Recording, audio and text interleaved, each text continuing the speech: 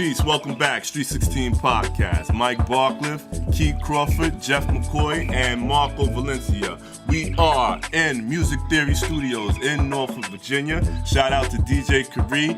And we have a special guest on the line in honor of Mother's Day. Some of the brothers on the podcast, Mother, decided to join us, and we're going to start with none other than Marco Valencia's mom, Mrs. Dot Valencia. Miss Valencia, are you there? Yes, I am here. Hello, Miss V. This is Mike, and you also have Jeff and Key, along with your son Marco. That's interesting. Okay. What's the most interesting is your son. Now, can you tell us a good story about Marco growing up, like before the age of 18? Yes, I think I could think of many stories to tell about Marco, but one of the major ones that I remember distinctly was Marco was in the garage playing, and his brother, Alan, was at a rehearsal for soccer. So he was in there, nobody was paying Marco any attention. And what he was really doing, nobody knew what he was doing. We just assumed that he was getting into something, but we always expected that. And when I decided maybe I better go ahead and take a look to see what Marco is doing. Well, when I got there, I didn't notice anything unusual. But what happened was Marco had cut the legs or sawed the legs off of a chair. He was making a booby trap for his brother. So when he had placed them back and leaned it up against the wall. So everybody thought, well, we didn't notice that the legs had been sewed off because they were actually attached to the top of the chair. When his brother came in, I noticed that we thought he was just greeting him so happy that he came in, but he insisted that he come into the garage. And Alan went into the garage and sat on a chair, and what do you think happened? He fell. That's right. And Alan was getting ready to smash Marco into little smithereens because he was so upset. He had been in for practice all day after school. He was tired and sweaty, and all he could see was the bottom of the floor in the garage.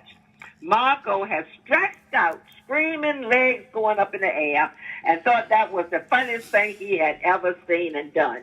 That was just one example of some of the craziness that we had to go through with Marco growing up. Were you proud? Were you proud of his creativeness? No, I don't think so, because Alan was very, very upset. So after initiating, getting everybody back calm and down to normal, we decided that was just a example of some of the many other things he had done as he grew up. He was a little mischievous, so he got into quite a few little things. Okay. Okay, we're gonna ask you about some more of those things, Jeff. Miss V, how you doing? This is Jeff. Hi, Jeff. How you doing? I'm very well. It's nice to speak with you. Just a real quick question about Marco. When he was young, what did he tell you he wanted to be when he grew up? Well, I tell you, whatever it was, it didn't have nothing to do with school. He did not like school at all. And I think the reason being is that he was too hyper for the situations, and there were too many rules and laws about sitting still and not saying a word in the library.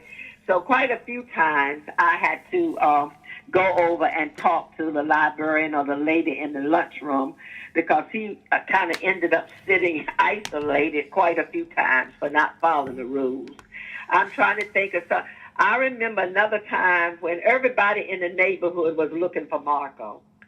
We don't know how Marco found a tree house about 4 blocks away from our house that a father had built for his child, and we were looking everywhere for Marco, just about ready to call the police to find out if somebody had stolen him. But we knew then if we just wait a few minutes, they'd bring him back.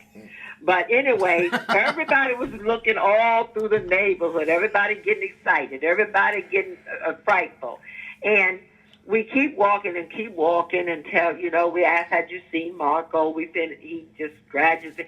He had gone about 2 to 3 blocks away from home and seen this kid in this tree. And he had climbed up in the tree with the boy. And when we got there, he was looking down on us. Now, you know what I wanted to do to him then. But I restrained myself and explained to him that he couldn't be migrating away from home because it's a dangerous situation. But that's another thing that I can remember. And it was Alan again who found him. And I think Alan was just about getting sick of Marco. So anyway, he did protect him a lot, though, when he was little, because if he got into any little scrapes or scratches, Alan would hop on his bicycle and go around there and chastise everybody else.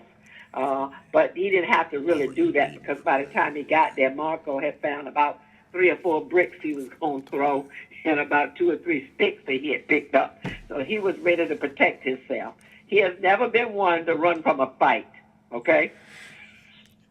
Beautiful. Good. Hi, Mama V. This is Key. Hi. Nice to speak with you. Can you tell me about this fire? Oh, I was trying to forget that. Marco was home. I left him home with his brother, and his brother had a friend there, and they were playing games. And Marco kept trying, it was a 2-man game, and Marco kept trying to get into the game, okay? And they didn't want to be bothered with him. So Marco went in my bedroom and found a cigarette lighter, and thank you, it was not for me, I never smoked. But his father had left a cigarette lighter on the table, and Marco picked up the cigarette lighter and tried to burn it. And as a result, he crawled under the bed when he saw it had caught on to something. And then he started screaming and hollering for his brother again. That's the 3rd time, by the way. And his brother came in there and found out that it had attached itself to one of my quilts that was on the bed on the end of it, so it hadn't really exploded or anything at that point. But he snatched Marco up, and they all ran outside. I was giving a speech downtown at a big hotel. I was recruiting some people for a new program that was coming into the area. And they said to me, they stopped me in the middle of the speech and said, I think there's a small fire going on at your house, and I think that maybe you need to drive home. And then I was so nervous, I had somebody else to drive me there. And when they said, made it sound like it was very small. By that time, the neighbors across the street had called the fire truck. About 3 or 4 fire trucks were sitting in front of my house by the time I got there. I almost had a heart attack. But the neighbors had took Marco and Alan over to their house. And Marco was just sitting there looking a little.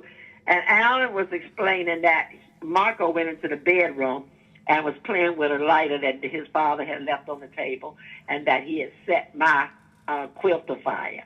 But it seems there wasn't a lot of damage in any other rooms, but it was like smoky in my room. And at that time, the police had snatched him up and sat him down in a chair, a bench at least, on the neighbor's porch, and started lecturing to him about fire and about playing with them and about all that stuff. In the meantime, Alan was trying to explain that it wasn't his fault, that he did not encourage him to go in there and find anything that he could get into trouble with. So I was ready to kill Marco, really. I think I would have. But then after I looked at him, he looked so sad. After that, the word got around at my school. All the kids knew. And then everybody at my school, when I walked into different classrooms, because at that time they were individual classrooms, different bells, everybody wanted me to explain what Marco had done. And that went on for about 2 weeks. And as a result, we had to move out of the house, and he had to go to therapy to talk to the policemen. They requested that he come and talk to them about setting the fire. And that was one of the most tragic things, I think. Nobody got hurt, but, it was just a frightening thing. Wow. So it was, he had to live that down for a long time. Good, thanks. A long time. Marco. They would always ask him on the school bus, "Are you the one who set your mom's house afire?" Well, anyway, it went around the neighborhood. No doubt. Marco, Yes, anything you would like to say to your mom? Oh, Mom, do you remember when you came to Mr. Davis' house and you kept asking, was Marco all right? And they asked me, Mr. Davis said, what is he doing? What does he keep saying?